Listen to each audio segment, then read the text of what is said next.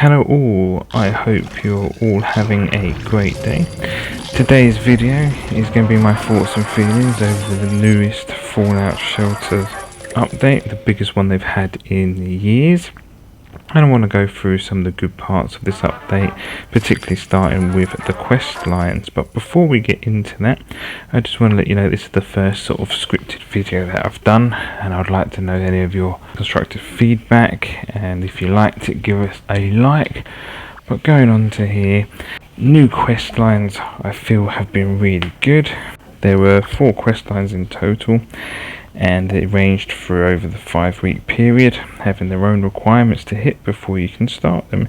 Now this part that I really liked, that you had to get a certain amount of dwellers, or you had to get an overseer's building or another building to be able to go into that quest line, and that really makes you want to play and double down on hitting those requirements. So I really enjoyed that from a gameplay perspective.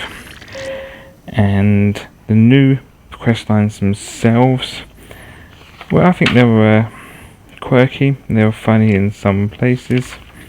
The first one was called Vacate Novak, which was clearing out a motel, getting a hotel manager to run it, and then going back to clear it again. We had some raiders, and you also had one of the raiders and a robot in the same room doing some questionable stuff.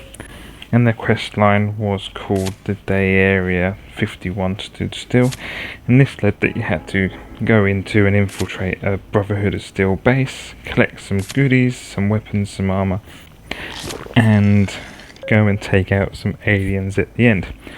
Now some of these new places, especially the Brotherhood of Steel room designs, were pretty good and new, so I quite liked that.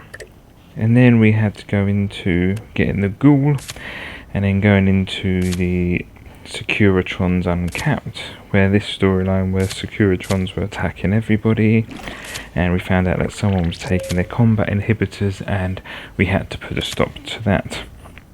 So that was quite interesting. I really liked the skin of the Securitrons, and I really like a Securitron robot defender as such, or having one to like go and guard your vault or something. That would be awesome, I have to say. That would be cool. And then moving on to week 4, which was the Deathclaw D-Light, where Deathclaws were coming out in large numbers, and we had to sort the problem out. They invaded our hotel. We had to poison the nests, and then we had to clear them all out, and then the hotel got replaced from Deathclaws to ghouls. So that was a little bit of pain in the bum, and had to save the manager again. And then also with that one, we also got the new pet of the CX404 and the Rollerblade, which was 2 new pets, which I thought was particularly very good as well. From all the missions, none of them were particularly massively challenging, but like I say, the requirements to getting into them were nice and easy, but it was just all flowed quite well. There's a downside to some of that, which I'll go through later on. Now, moving on to the Battle Pass. Normally I fear games with Battle Passes. I just think the developers are greedy and just trying to rinse everyone for it, but I feel this one was fair, but only if you bought the cheaper pass. So here in the UK it was £9.99, and I would say if you're going to buy it, only if you can afford it, because you got to think into the question that probably none of us have really picked up this game for years until the Fallout series started coming on telly, and you thought maybe, and then they updated on Fallout Day that they're going to have a massive update in this, and that took a little while for Christmas to come round and pop through. So you know, I'll just fear that we'll buy it all now, and then we'll put the game down and won't bother touching it again. With the Battle Pass itself, what I do is have a Battle Pass game. I'd like to do the standard pass first, and if I manage to complete that, I will then buy as a reward the higher pass, or buy the pass to get the extra rewards. I do this on Clash Royale and a few other games as well, and Fortnite. But like I say, to get the whole Battle Pass, the bottom and the top, the bottom row is free, the top one's £9.99.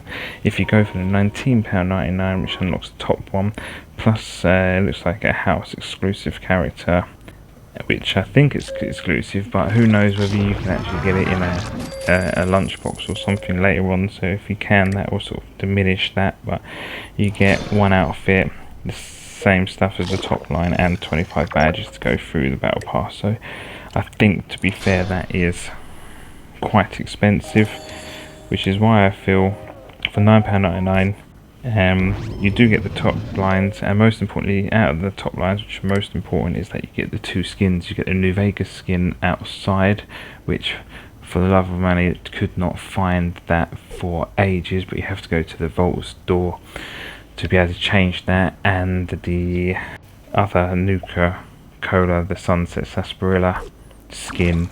And I think the skins and the Paladin and Stephanie character that you can get on your old vaults or any new vaults that you start with in the time, I believe £9.99 is pretty much a fair price, to be fair, and I think those skins do look really good. Now, the one downside thing that I found that I didn't like was the wait between quest lines. Now, you had the requirements, which I enjoyed, like I've said, but the waits were a pain in the bum. Like, at one point I had enough requirements to do the quest, but I had to wait 6 days, and the 6 days were just an absolute so I had to wait until 6 days. And I reckon if that's the case, the requirements should have been a little bit higher, so it took longer to get there.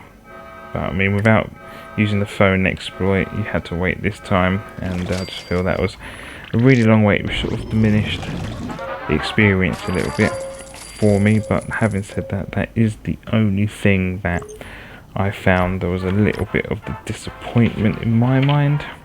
And I think overall, I think this is a really good update. I said it brought me and it brought a lot of other people back to the Fallout Shelter. Now, whether or not moving forward it gets samey like the quests in the Bethesda's castles, or whether they just do the next 2 or 3 and they're all different and then they just disappear into the ethos, I don't know. But I'm hoping for the next month or so that we're definitely going to get the Scorched one, which they showed us on Fallout Day, and we get to look at that sort of thing. So I think the Scorched one will be quite cool, and I'm quite looking forward to that in the next few months. I'd like to know how you felt about the game. Did you enjoy it? Did you not enjoy it? Did you like the updates? What would you like to see more in it? I'd just like to see your comment, really. But overall, I think it was a good success. I quite enjoyed it. I would suggest starting up a brand new vault just to get all of the pass items in one vault. And then I might do that myself, and then in the next one get that pass and put it all in the vault as well, but we'll see how that goes. But that's my thoughts and feelings on it all, and from that I will see you in my experimental Vault 2 when the second experiment starts in the game. So until then, I shall love you and leave you, and have a good one. Bye.